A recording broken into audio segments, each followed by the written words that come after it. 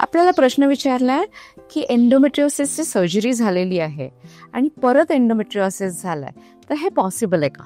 Endometriosis म्हणजे आपल्या गर्भाशयाच्या आतलं जे अस्तर असतं ना, ते अस्तर गर्भाशयाच्या बाहेर, म्हणजे त्याच्या बाहेरच्या वॉलवर असू शकतं, ओव्हरीमध्ये असू शकतो, पोटात कुठे असू शकतं, तर त्याला आपण एंडोमेट्रिओसिस म्हणतो. एंडोमेट्रिओसिसमध्ये होतं काय, जसं पिरियडचं ब्लिडिंग बाहेर येतं तसं पोटाच्या आतमध्ये गर्भाशयावर असलेला जो एंडोमेट्रिओसिस असतो तिथे सुद्धा पिरियडच्या वेळेला ब्लिडिंग होतं आणि आतमध्ये सगळा चिकटा निर्माण होतो. मग डॉक्टर आपल्याला सर्जरी सुचवतात. पण सर्जरी केली तरी सुद्धा जर एक्सपिरियन्स सर्जन नसेल किंवा कधी कधी अगदी मायक्रोस्कोपिक डिपॉझिट्स असतील तर आपल्याला परत रिकरन्स होऊ शकतो.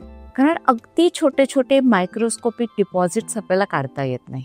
त्यामुळे सर्जरी नंतर सुद्धा मेडिकल ट्रीटमेंट घेणं गरजेचं आहे.